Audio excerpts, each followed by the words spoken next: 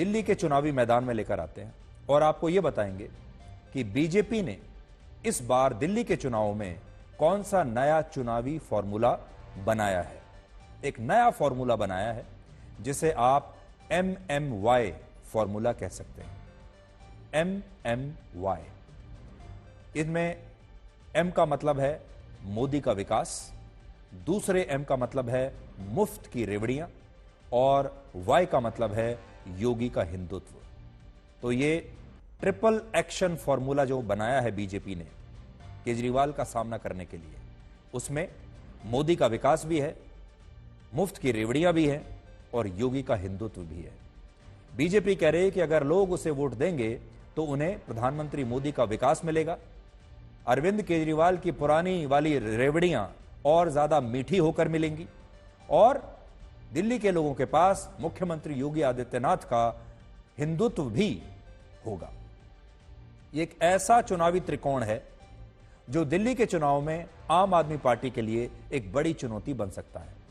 2.5 करोड़ की आबादी वाली दिल्ली में लगभग 82% हिंदू रहते हैं, 12.9% मुस्लिम रहते हैं और इसलिए दिल्ली के चुनाव में प्रधानमंत्री मोदी के विकास और मुफ्त की रेवड़ियों के साथ हिंदुत्व के मुद्दे का एक बड़ा प्रभाव दिखाई दे सकता है।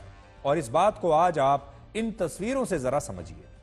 आज दिल्ली में उत्तर प्रदेश के मुख्यमंत्री योगी आदित्यनाथ की पहली चुनावी रैली हुई। मतलब बीजेपी दिल्ली में चुनाव प्रचार कराने के लिए लखनऊ से योगी आदित्यनाथ को लेकर आई है और इस रैली के दौरान एक पोस्टर पर वही नारे लिखे थे जिन्होंने महाराष्ट्र और हरियाणा के चुनाव में बीजेपी को जबरदस्त फायदा दिलाया था। और ये नारे वही हैं, बटोगे तो कटोगे और एक हैं तो सेफ हैं। देखिए आप अपनी स्क्रीन पर, बड़ी स्क्रीन पर आप देखिए, योगी आदित्यनाथ की रैली चल रही है और सामने लिखा है एक हैं तो सेफ हैं, बटोगे तो कटोगे। और ये दिल्ली की बात हो रही है। आज मुख्यमंत्री योगी आदित्यनाथ ने दिल्ली में कहा कि जिस तरह उन्होंने अपने मंत्रियों के साथ महाकुंभ की त्रिवेणी में डुबकी लगाई, क्या केजरीवाल भी वैसे ही दिल्ली की सरकार के मंत्रियों के साथ यमुना नदी में डुबकी लगा सकते हैं? यमुना नदी में इतने झाग हैं, इतनी गंदगी है कि केजरीवाल और दिल्ली सरकार के मंत्री ऐसा कभी नहीं कर पाएंगे। यह चुनौती आज योगी आदित्यनाथ ने केजरीवाल को दी है कि जैसा हमने त्रिवेणी में स्नान किया, आप जरा यमुना में करके दिखाइए।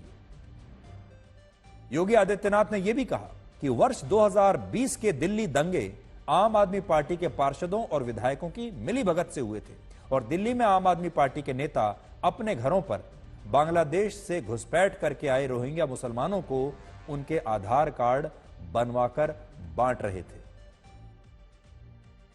अगर एक मुख्यमंत्री के रूप में मैं और मेरे मंत्रीगण प्रयागराज के संगम में स्नान कर सकते हैं, तो मैं पूछना चाहता हूं, दिल्ली में आम आदमी पार्टी के अध्यक्ष से अरविंद केजरीवाल जी से मैं पूछना चाहता हूं, क्या यमुना जी में वह भी अपने मंत्रियों के साथ जाकर के स्नान कर सकते हैं क्या?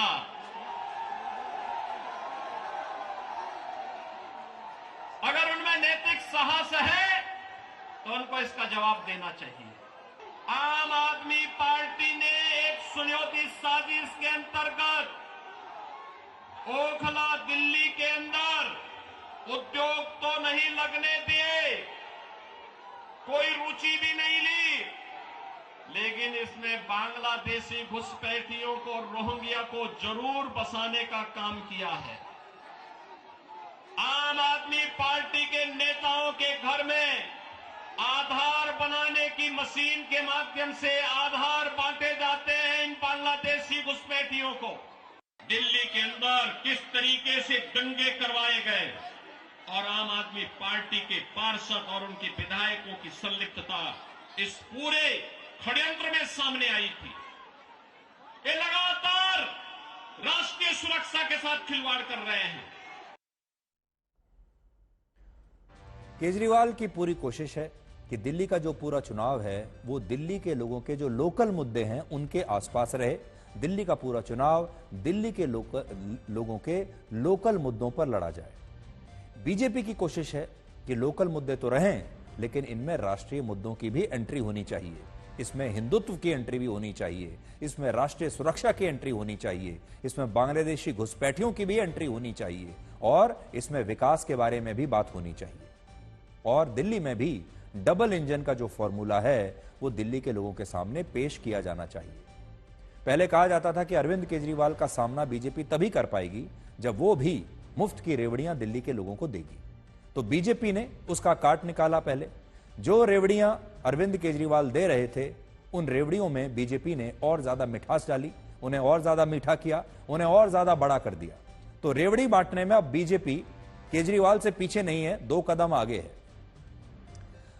रेवड़ी का मुकाबला रेवड़ी से और उसके साथ रेवड़ी के साथ अब वो पेश कर रहे हैं मोदी का विकास और योगी का हिंदुत्व। और आज योगी आदित्यनाथ ने यह भी कहा केजरीवाल के बारे में कि जो व्यक्ति अपने गुरु का नहीं हुआ वो दिल्ली के लोगों का क्या होगा। जिसने अपने गुरु को धोखा दिया वो लोगों को भी जरूर धोखा देगा। और उनका इशारा था केजरीवाल के गुरु अन्ना हजारे की तरफ, जब अरविंद केजरीवाल ने दिल्ली की सत्ता में आने के लिए, राजनीति में प्रवेश करने के लिए अन्ना हजारे को ही छोड़ दिया था। जो अपने गुरु सर्वे अन्ना हजारे को धोखा दे सकता हो वह व्यक्ति जनता को भी धोखा देने में माहिर होगा। देश को भी धोखा दे रहे हैं, जनता जनार्दन को भी धोखा दे रहे हैं। लगातार अपने वक्तव्यों के माध्यम से ऐसे वक्तव्य जारी कर रहे हैं जिसमें अब मैं विश्वास के साथ कह सकता हूं कि दिल्ली की जनता आने वाली नहीं है। अब आप ये देखिए कि बीजेपी योगी आदित्यनाथ को दिल्ली में लेकर तो आ गई, लेकिन क्या इससे कोई फायदा होने वाला है? तो ये देखिए कि ये योगी फैक्टर जो है ये कैसे काम करता है। महाराष्ट्र में मुख्यमंत्री योगी आदित्यनाथ ने 18 विधानसभा सीटों पर रैलियां की थी, जिनमें से 17 सीटों पर बीजेपी जीत गई। 18 में से 17। मैं ये नहीं कह रहा कि ये सारी जीत जो है वो सिर्फ योगी आदित्यनाथ की वजह से हुई है, और भी बहुत सारे फैक्टर्स रहे होंगे, लेकिन ये योगी आदित्यनाथ के ट्रैक रिकॉर्ड को बेहतर बनाते हैं ये आंकड़े। हरियाणा में 14 सीटों पर योगी आदित्यनाथ ने रैली की, जिनमें से 9 सीटों पर बीजेपी जीत गई। और जम्मू कश्मीर में 4 सीटों पर उनकी रैलियां हुई और सभी 4 सीटें बीजेपी ने जीत ली। और इसलिए दिल्ली में भी बीजेपी को योगी फैक्टर के काम करने से काफी उम्मीदें हैं। उन्हें लगता है कि योगी को अगर हम उतारेंगे जमीन पर लोगों के बीच में तो इससे जरूर फायदा होगा। अब इसलिए केजरीवाल की मुश्किलें थोड़ा ज्यादा बढ़ गई हैं।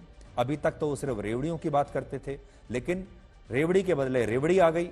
लेकिन साथ ही अब अरविंद केजरीवाल को योगी के हिंदुत्व का सामना भी करना पड़ेगा और मोदी के विकास का सामना भी करना पड़ेगा।